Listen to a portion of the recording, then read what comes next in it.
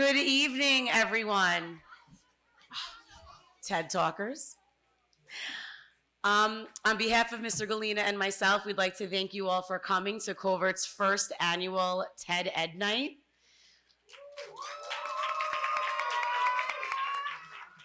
We'd just like to give a big thank you to Mr. Gavin for bringing this club to our district. These students, it's been so wonderful watching them learn what they're passionate about and to write a TED Talk about it and bring it to life, which is what you will see here tonight. So sit back, relax, and enjoy the show.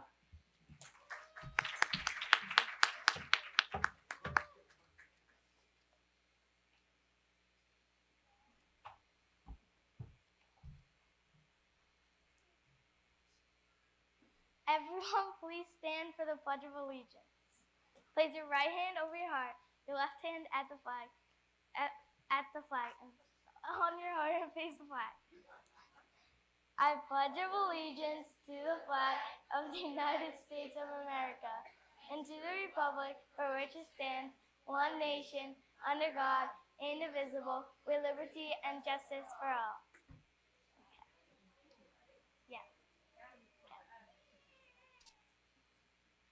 Hi, my name is Elise Glenn. Tonight I'm here to talk to you about why it is important to exercise. First, I need a volunteer that can do a lot of jumping jacks. You.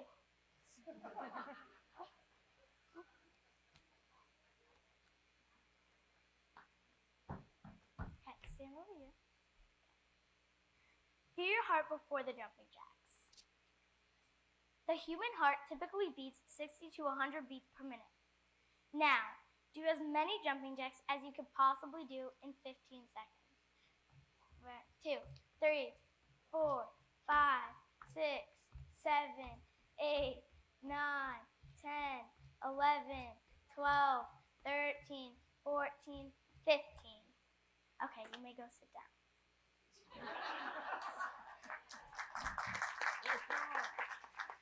After jumping jacks, your heart typically beats 140 beats per minute. This happens because while exercise, your body may need 3 or 4 times your normal cardiac output because you need more oxygen while you exercise yourself. During exercise, your heart beats faster, so more blood gets out to the body. But why is it important to exercise? How does it help? What are the reasons? Well, it can help you stay healthy in many different ways, like to stay fit, to reduce the risk of disease, strengthen muscles and bones, and improve the ability to do all day, everyday things. You could do this by taking a jog, playing some sports, doing push-ups, sit-ups, jumping jacks, etc. But did you know that you could also exercise your brain, and that also helps you stay healthy? I did some research, and Michael Greger said that mental health is just as important as physical health. Physical activity can also help you mentally. It can help you learn, problem solve, and enjoy an emotional balance. It can also help improve anxiety and or depression. This is why school has recess, so kids can refocus. That is why everyone has to exercise, to stay healthy. If you aren't healthy, then you can get sick a lot easier than usual. Thank you for listening, and stay healthy.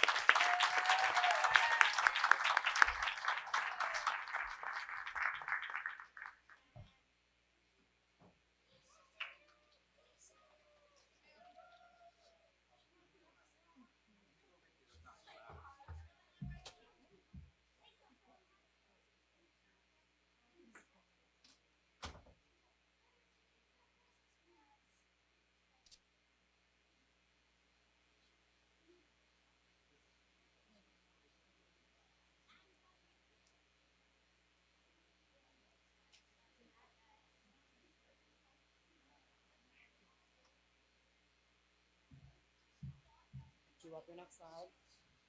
There you go. Go ahead, girl. You're on.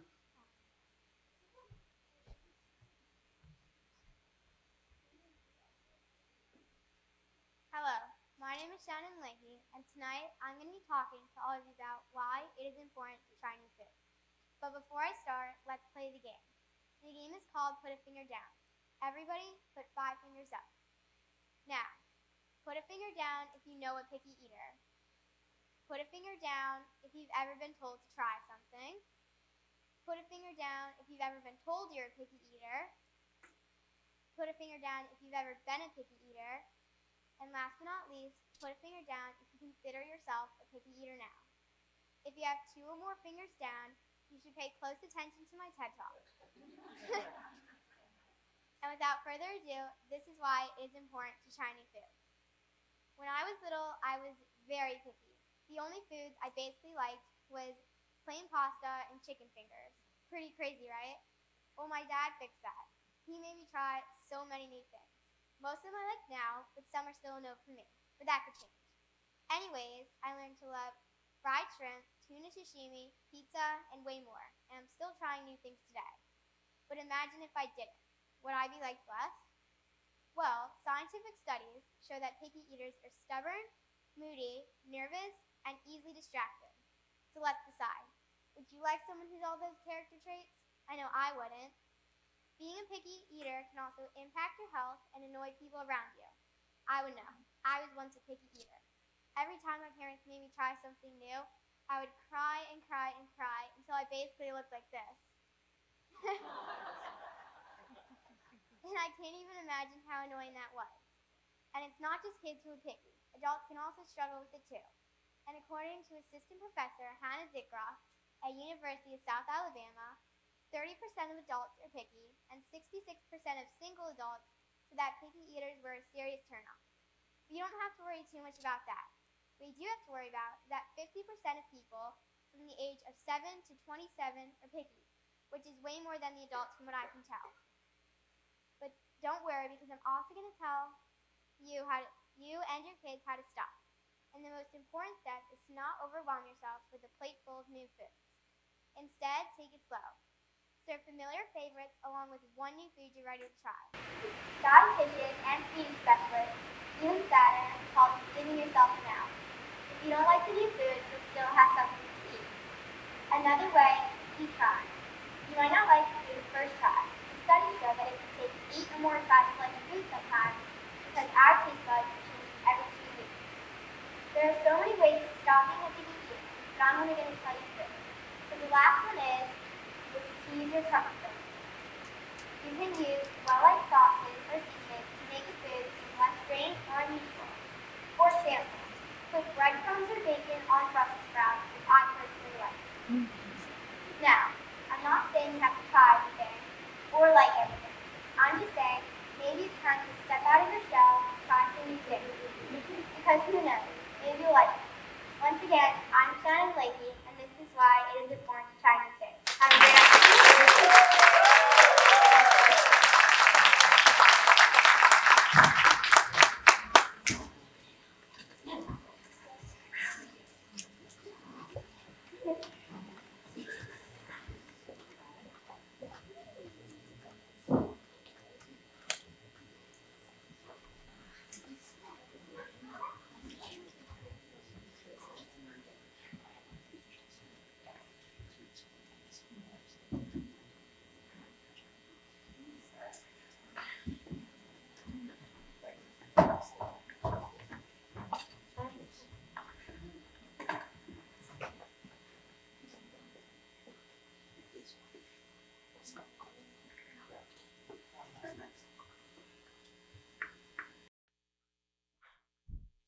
Fourscore and 2 months ago, my coach made us do 17 laps in a gym West Hempstead High School, conceived in basketball, dedicated to hard work, that all men are trained equal.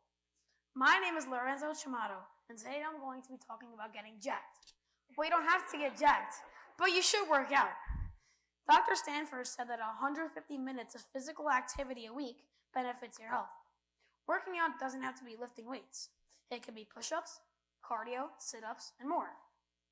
ACSM guidelines say that 5 days a week of working out is good for your heart.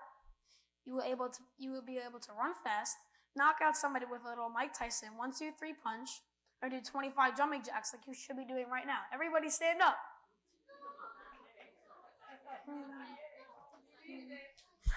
2, 3, 4, 5, 6, 7, 8, 9, 10, 11, 12, 13, 14, 15, 16, 17, 18, 19, 20, 21, 22, 23, 24, and 25.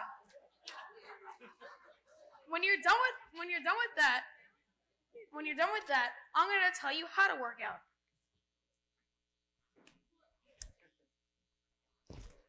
For biceps, you can do this. You can do it individually. Or you can do hammer curls. For shoulders, you can do this. Or this. For chest, you can do this. For abs, you can do this.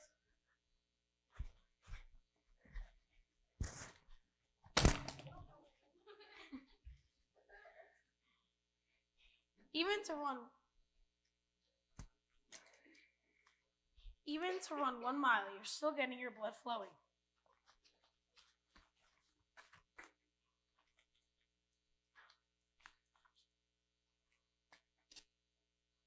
Everybody that is fit has made it in sports. They are more active than the average person. My mom always says working out helps her with stress. She goes from looking stressed to calm and relaxed. And she doesn't mean lifting weights. She means yoga and Pilates. Working out is all about pushing yourself, like Rocky Balboa. He never gave up and became the heavyweight champ. Thank you for your first class attention and have a wonderful Wednesday.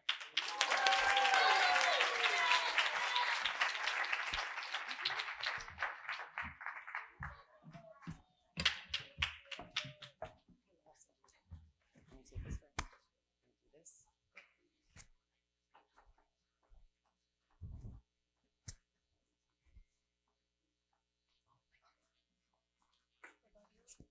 Where do you want to put this?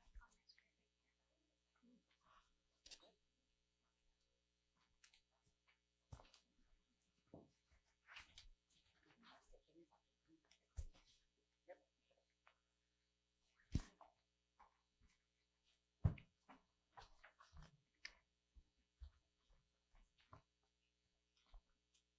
Hello, my name is Angie Reel and I'm in 5th grade. Today I will be sharing the reasons on why donating is very important. I personally overlook all the luxuries in life, such as a house,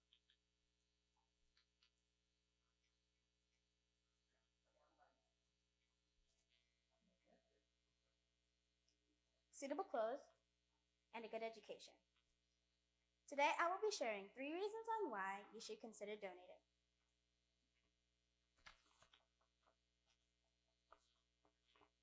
Reason number 1. Donating can make you feel happier. A 2008 study that was performed by Harvard Business School professor Michael Norton and colleagues found that giving to someone else lifted participants' happiness more than spending it on themselves, despite participants' prediction that spending money on themselves would make them happier. Happiness expert Sonia, a psychology professor at the University of California, Riverside, saw similar results when she asked people to perform 5 acts of kindness each week for 6 weeks. These good feelings are reflected in our biology. In a 2006 study at the National Institutes of Health, George Mull and colleagues found that when people give to charities, it activates regions of the brain that are associated with pleasure, social connection, creating a warm glow effect. Reason number 2. In addition, giving evokes gratitude. Whether you're on the receiving or giving end of a gift, that gift can inflict feelings of gratitude or inflict feelings of gratitude to another recipient. Co-directors of the research project on gratitude and thankfulness, Robert Emmons and Michael McCallow, found that teaching college students to pursue gratitude caused them to exercise more, be more optimistic, and feel better overall. A recent study led by Nathaniel Lambert at the Florida State University found that expressing gratitude to a close friend strengthens our sense of connection to that person.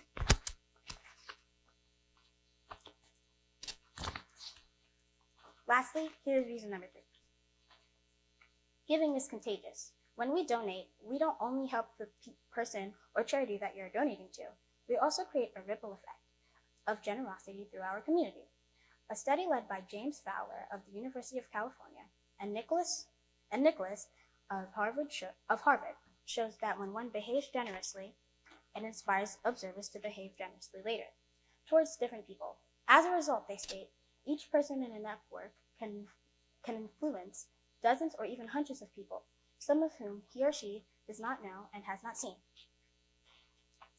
Some quotes about donating are, no act of kindness, no matter how small, is ever wasted by Aesop, and a kind gesture can reach a wound that only compassion can heal, by Steve Maraboli.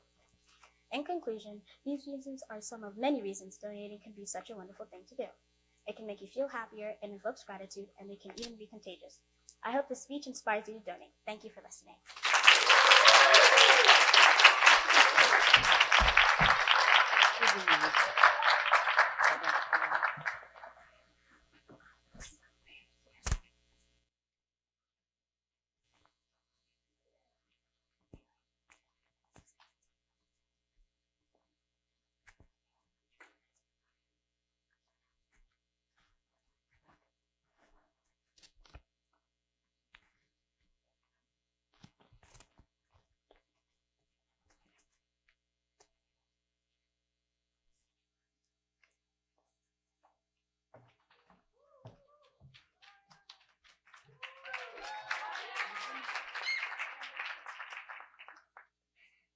Hello everyone, my name is Ariana and I will be talking about why food should be cheaper. I'm so glad that all of you guys are here today. So by a show of hands, how many people have gone grocery shopping? Now raise your hand if it costs $50 or more, $100 more, $200 more, $300 or more. Now look around, isn't it a lot of money?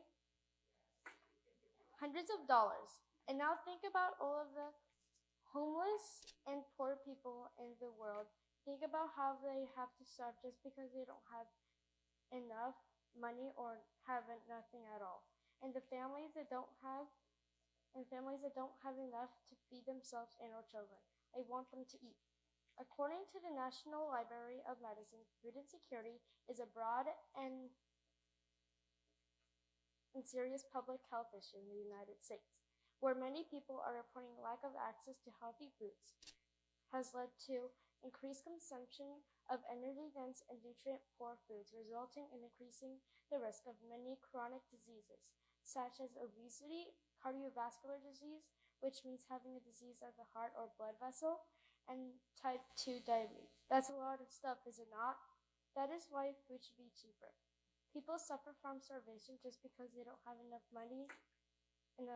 Super sad. It's estimated that about 25,000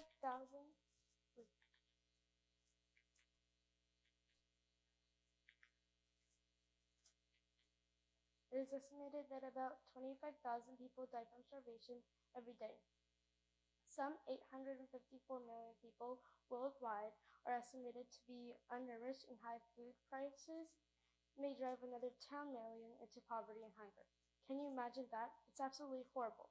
That is why I want to stop it. I cannot stand innocent people on the streets with no food. It hurts even more when they have children. And as you can see here, 45% of all child deaths are from poor nutrients. But of course, some people do have a home, but not enough money to feed themselves and their children. It's really sad to see sick, undernourished, and hungry people. That's why food should be affordable for everyone. So I'm Ariana, and this is my TED Talk. Thank you for listening.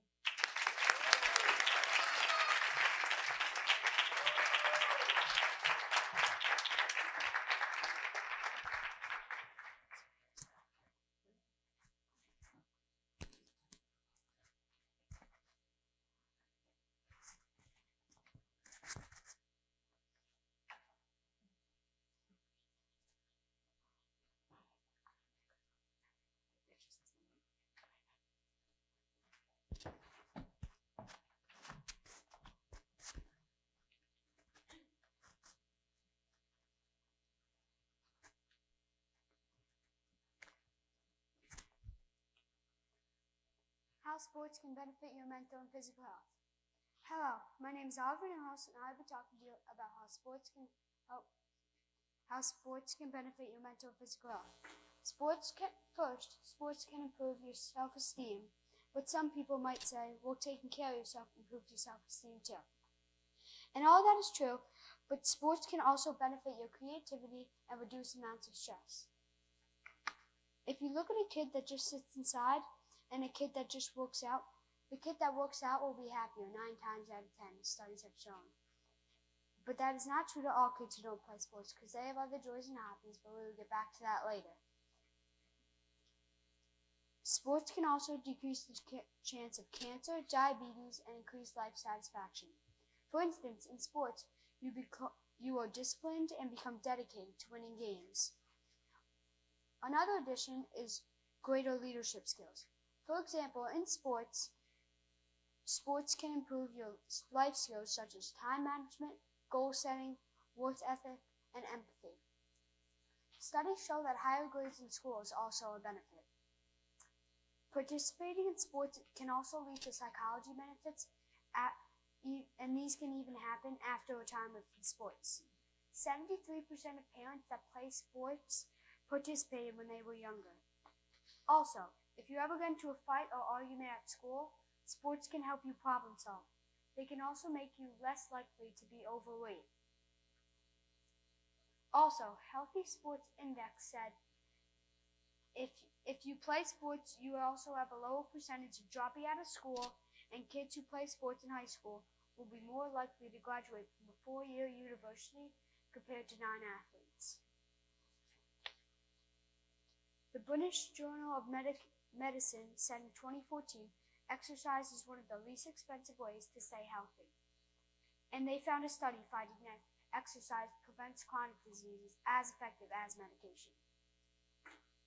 Also, did you know that Jeffrey Bezos created Amazon when he was 30 years old? And do you know why he didn't give up? Because he studied and noticed web usage was up 2,300% in 1 year. So if you ever think, that's only for younger people, I'm too old, remember that. You can clap now.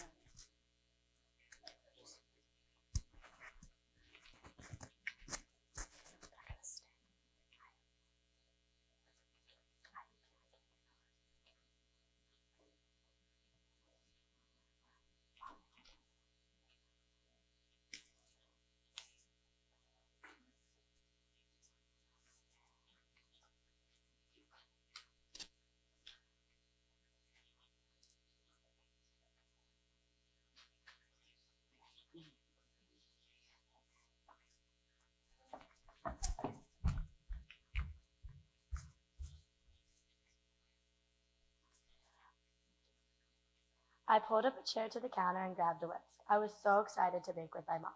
I helped her whisk the batter, which I thought was the best part. I kept asking, "Can I help? Can I help?"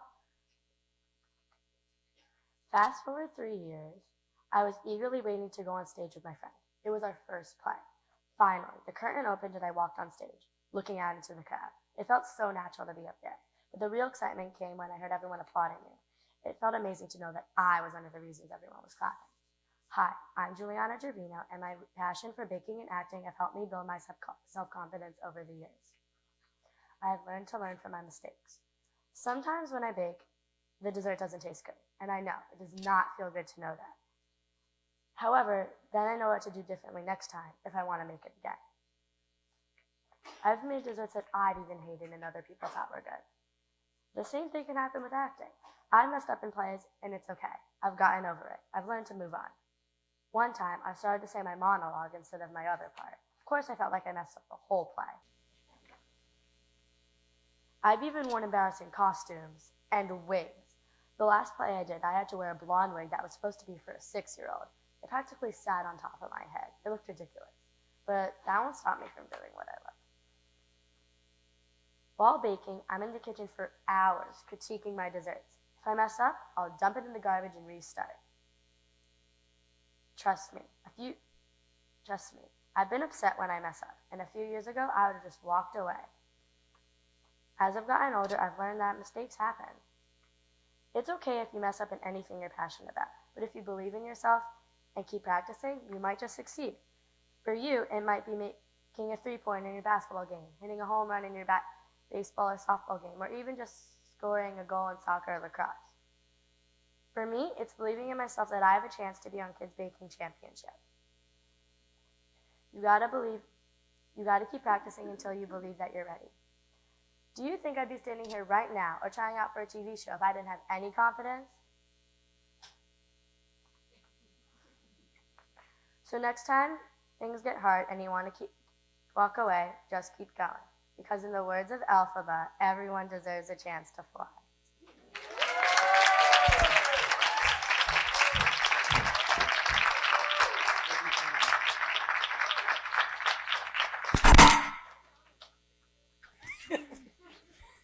You're very good at that. Can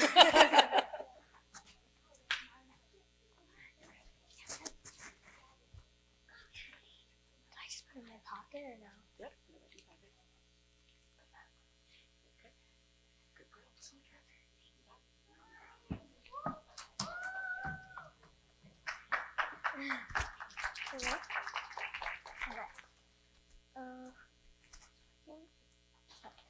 Hello, everyone. My name is Gabrielle Oliveris, and tonight I'm going to talk to you about why I chose to have a dog and not a cat. Before we get started, let's take a vote. Please raise your hand if you like cats. Now raise your hand if you like dogs. Hands down. When I was 6 years old, I used to adore cats. I used to think that they were so fluffy and really cute. But one day, everything changed. A couple weeks before Christmas, my parents surprised me with Toby. Now you're probably wondering, who's Toby? Well, Toby's my dog. He's 5 years old today, and his birthday is October 9th, 2017. You're also probably wondering, what does this have to do with why you should have a dog and not a cat? Well, I'm telling you all of this because it's very important, so please pay close attention to the story. After Toby was 2 years old, he didn't need baby pads in the house anymore, so my brother and my mom would always walk him. Sometimes my whole family would go together. One day when I was just watching TV, my mom asked me if I wanted to walk Toby with her. Sometimes I would say no, but she took me anyway. We went on a walk for half an hour. As we were walking, there was such a nice breeze outside, and I loved it so much. The next day, we were in the kitchen eating lunch. Then we all stopped because we heard barks. After we stopped eating, we went to go see why Toby was barking. When we got to the door, Toby was pointing to the door because he wanted to go for a walk. Now, my dog isn't the only dog who might do this stuff. According to some scientific studies, dogs are able to read and react appropriately to human body language, such as pointing and gesturing to human voice commands. But dogs aren't only smart, but they are also very helpful for exercising as well. Did you know that the average amount of time for walking your dog is about 15 to 30 minutes? But if it's a really nice day outside, I know people who would walk their dog for about an hour. Now, you might be thinking that there's no reason to walk your dog for that long, but there is a reason why. Unlike cats, dogs love to exercise. I know my dog does. Well, did you know that if you walk your dog outside for an hour or more, you can burn 200 to 205 calories per hour? And if you don't know, that's really healthy. On the other hand, cats exercise for about 5 to 10 minutes. Cats also mostly exercise on their own, so there's really no workout that you could do with them. But if you have a dog, you can do so many things with them, like playing fetch, walking with them, yoga, and watching TV, and so much more. Just consider your dog as your workout buddy. So now we've sadly come to an end. Some of you may like cats and some of you may not. Some of you may like dogs and some of you may not. But I hope that I at least changed some of your mind, because I know that dogs are helpful to everyone. They're helpful to everyone in need. Thank you so much for listening to my Tech Talk. My name is Gabrielle Oliveris. Thank you for having me tonight.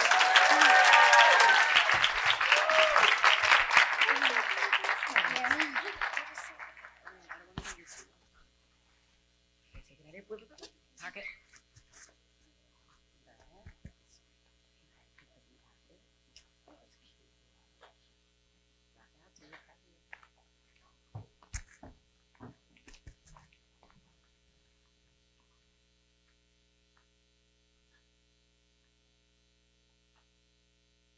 Picture this.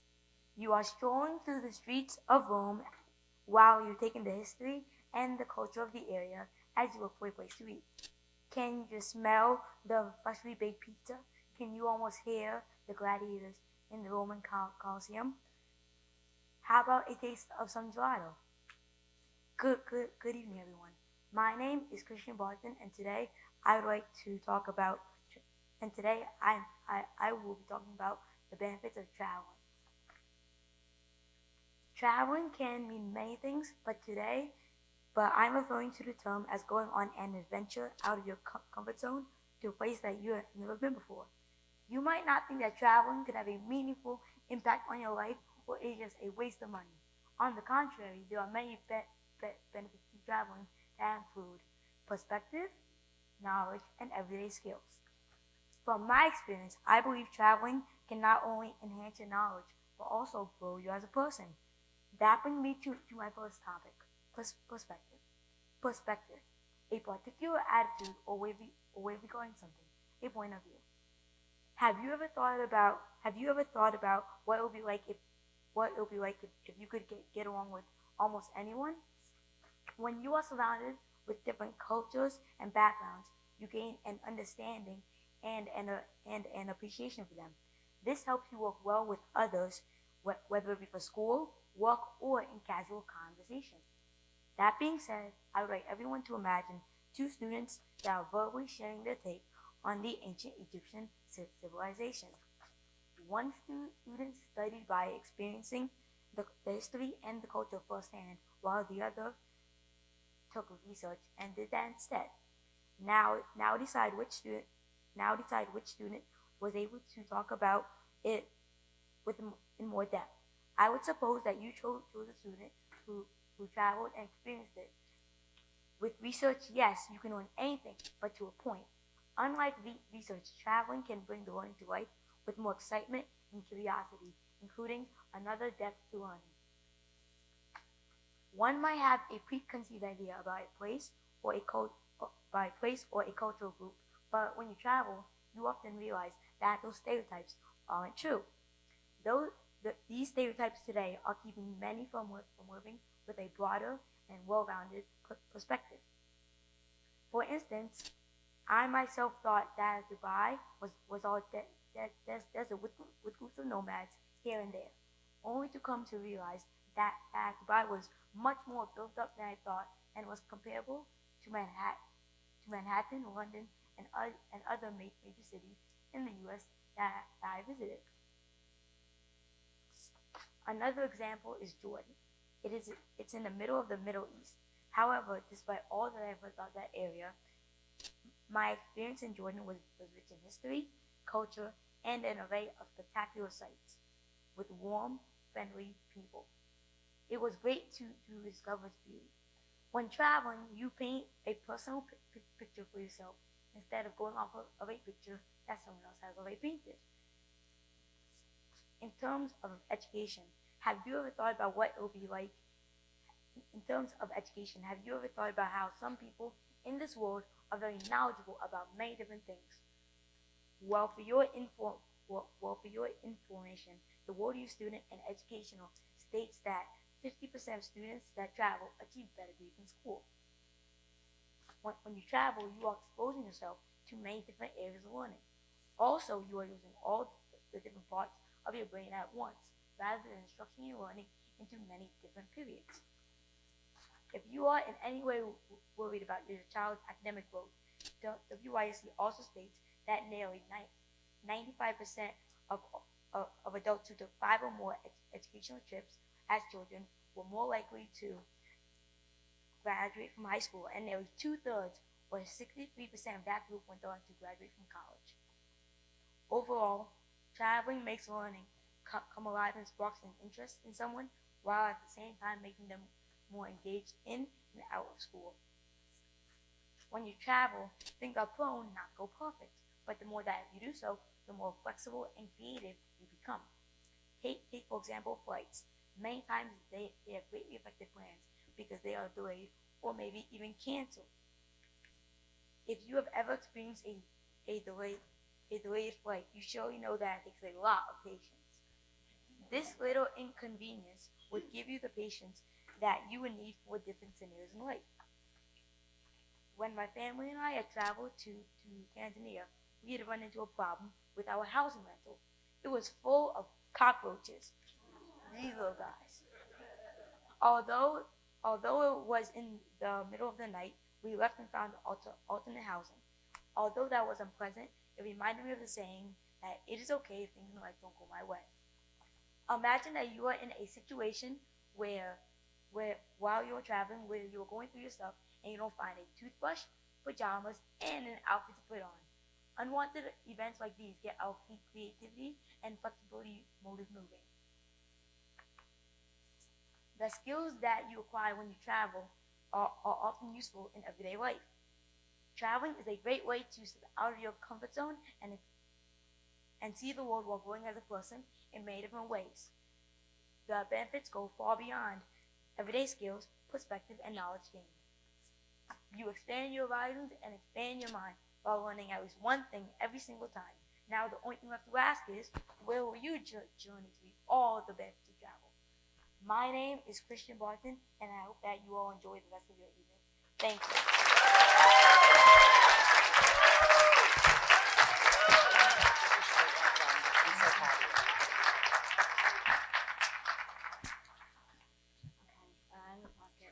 Wait, clicker.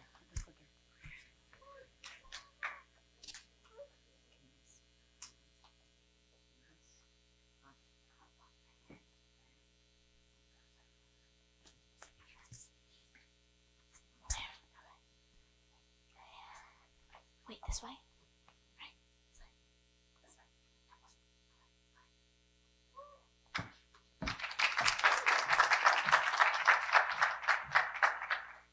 Hello, my name is Saranda Halstead, and before we start, let's have a story time.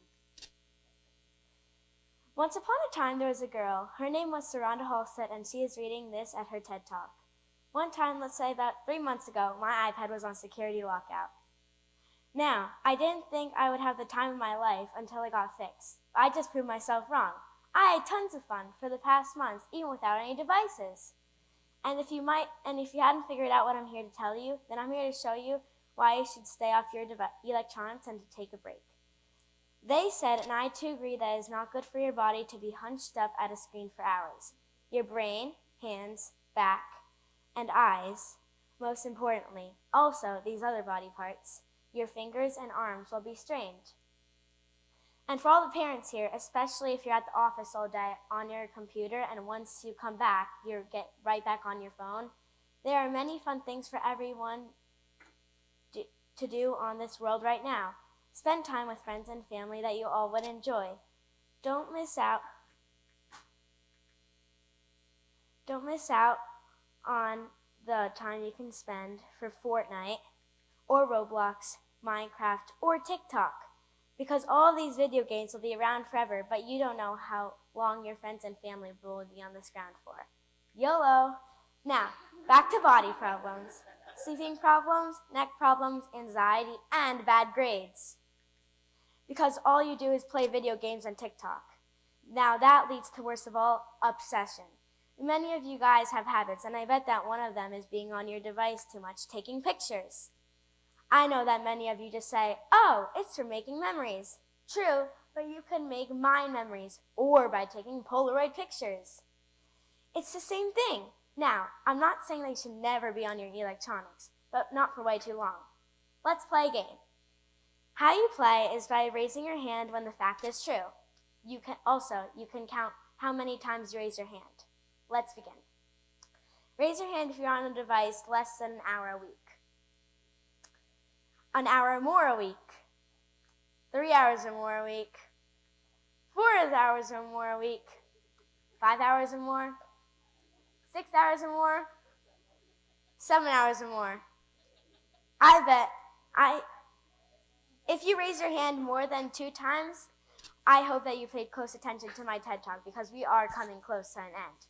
As I said, please do start to think of fun ways to spend time for your family when you have a chance. And for all the kids here, you might not care about it now, but when you get in trouble by your parents for having bad grades, and the reason for that is because you're on your device for too much, not studying, you'll understand. On the flip side of that, when you study and take a break off your device and get good grades, you'll get a reward. You'll get a reward, and trust me, I've experienced the reward, and it's worth it. Now, please stay off your devices for the sake of me. It will benefit you. I hope you enjoyed my TED Talk about staying off your device. My name is Saranda Holst, and I wish you farewell.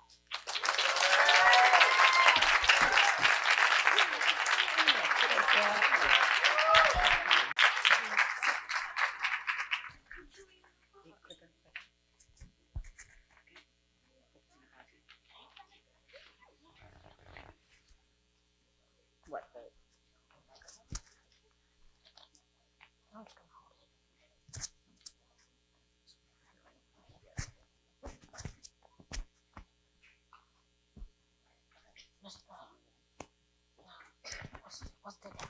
Yep.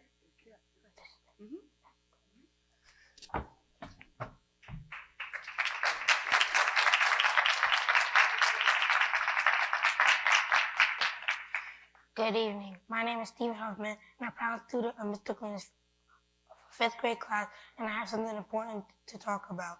Let's say your 10, almost 11 child is on his or her way to middle school, but they're not ready. And what I mean by not ready is social ready. And what I mean by not social ready is he or she can't work with other kids, and that is a major problem for you and your child. The problem is that he or she can't work or can't get a job because he or she can't work with him or her coworkers. And the reason why I bring that up is to lead about what we're going to talk about tonight. To help with that problem, your child can play a team sport at a young age to prevent that problem. Playing a team sport can benefit a lot of things, such as sportsmanship, being a team player, and so much more. For instance, I'm a proud student athlete and I play basketball, but it was a struggle when I started playing it because I didn't know what I was doing on the court. I felt bad for myself.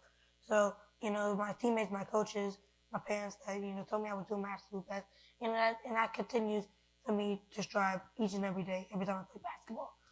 And that should also show any of the kids out there to continue whatever either sport or activity you do in the afternoon to continue what you were doing, because you never know where it will get you when you are older. And that's another reason why your child should play a team sport. They know that the team is there to support them. But this is a surprising fact that only 37% of children who ages 6 to 12 play team sport on a regular basis in 2020-21, which is the most recent year of available data from the sports and fitness industry association. And 37% is not a lot, especially out of 100. I definitely think more people should play team sports, especially on the 6 to 11, because when you get to 11, you're probably more to the end of 6th grade, you're almost in 7th grade where you start playing middle school sports, as in the New York State.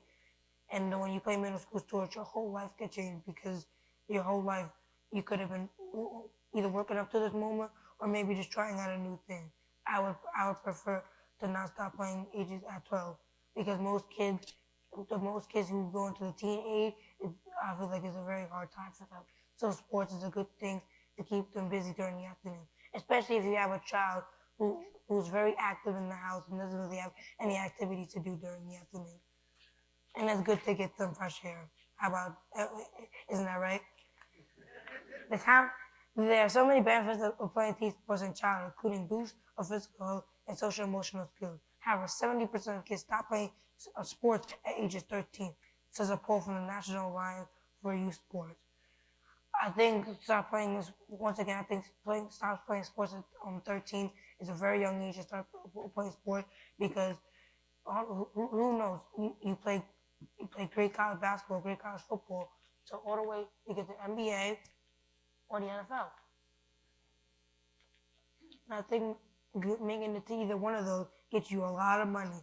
And man, your parents really want that for you, don't they? Once again, I'm Steve Hubbard, a proud student athlete, and I hope if you haven't yet, put a child in a team board. Thank you.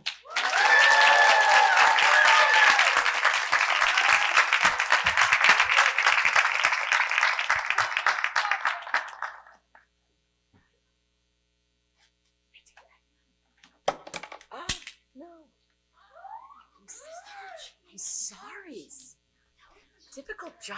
I'm sorry. I'm doing my best. Yeah, good.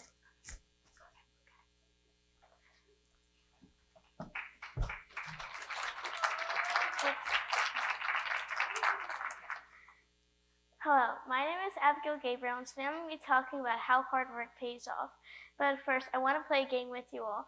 I'm going to say this statement, and you're going to raise your hand if that statement applies to you. Okay, here we go. You've gotten a good grade on a homework assignment before. You've won a sports tournament before.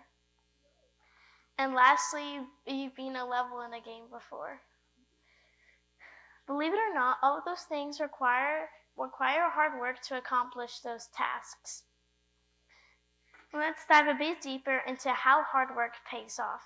According to one of the largest personal finance education platforms in the US, Clever Girl Finance, hard work motivates you. For example, if you're halfway through your goal, it'll motivate you to keep on working on it since you made it this far. Hard work motivates you in another way as well. Let's say you wanted to make one new friend. Since that goal is really important to you, you're going to work extra hard for it to accomplish that. Hard work also shows commitment. When you decide to set a goal for yourself, you're committed to that goal. Abraham Lincoln once said that commitment is what transforms a promise into reality, and he's not wrong. Now think about this. Think about Vincent van Gogh. He painted 900 paintings. He probably thought that he sold at least half of them. But no, he sold one painting. One painting. He probably lived his life thinking he was the worst artist ever. But he's not. In our modern world, he's one of the best artists ever. But you know why he's one of the best artists ever? It's because he never gave up. And that means hard work pays off.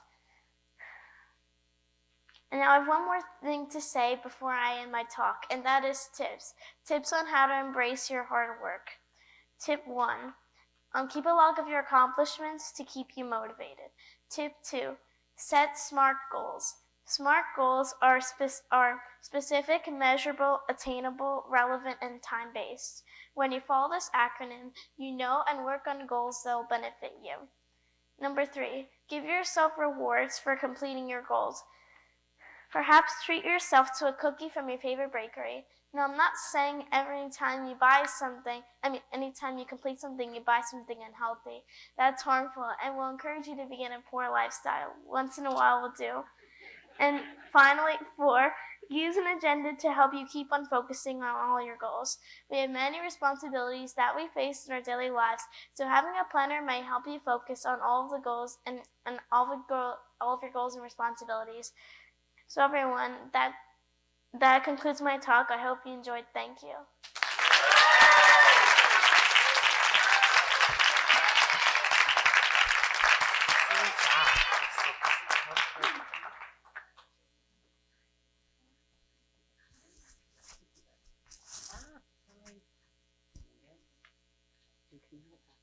Yeah. No, it's fine. Is it? I don't know. Hold on. Oh, yeah.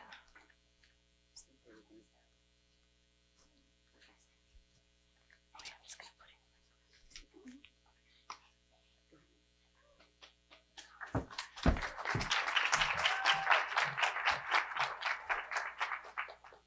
Hello, my name is Sydney Lamparello, and tonight I will be talking to you about confidence. Before we start, by a show of hands, how many of you play or once played a sport in your life? Well, I can guarantee you that the sport involves confidence. When I was younger, I was extremely shy and not confident in myself. Take gymnastics for an example, because I'm a gymnast. When I had to compete at a young age, it was very hard. I would cry before I went just because I was scared that I was going to do bad. Over time, I grew to be confident in myself and love myself. Let's go back to what I said before. When you gain confidence, it helps you perform and play better. If you're scared of a crowd, you are not going to succeed. Also, confidence helps us get ready for life's experiences. Studies show that people that have confidence are more likely to take opportunities and get ahead in life. Now that's just science. When things don't work out at first, confidence helps us to get up and do it again. When our confidence level is low, however, the opposite happens. Feeling valued, having personal power, these are just a few benefits of having confidence. Maybe right now you're thinking to yourself that you want to be confident, but you just don't know how to be. Well, I'm about to tell you. It's kind of crazy, but you actually have to convince yourself that you really are the person you want to become. You can't just wait for it to happen because it's all in your head. If you think that people are judging you, then your brain will think that they actually are. Yet, if you walk into a room with confidence, then your brain will think that people don't care if you mess up or do something out of the ordinary.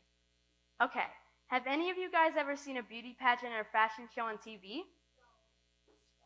Well, the contestants and models must have confidence. Imagine a runway model who wasn't confident. It would go something a little like this.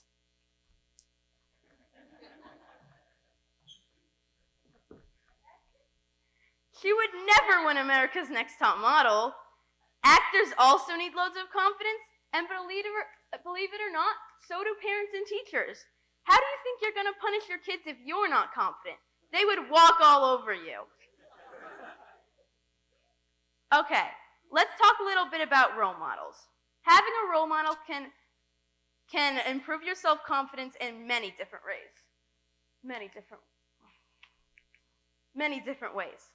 They provide motivation, inspiration, and support. When choosing a role model, make sure that you choose someone that aligns with your values and beliefs. This way that you know you're looking up to someone that has the same principles as you. If you ever see someone struggling to be confident in themselves, help them out. Cheer for other people's success, not just your own. Doing this can help them become way more confident. Wouldn't you feel so special if the person you look up to complimented you? I know I would be over the moon if Tay-Tay Swift complimented me. I mean, you never know. Be a role model to younger people as younger people look up to you. Now that we've covered how that confidence can help us in many ways, how to gain confidence in ourselves, how to choose a role model, and how to help others become confident, I think you guys are ready to become way more confident. Thank you for listening and have a great rest of your night.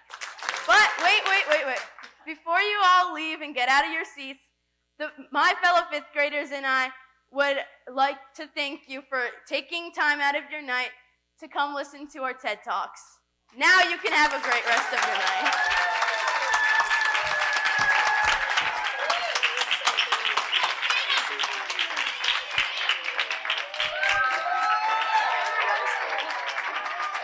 Go on the riser.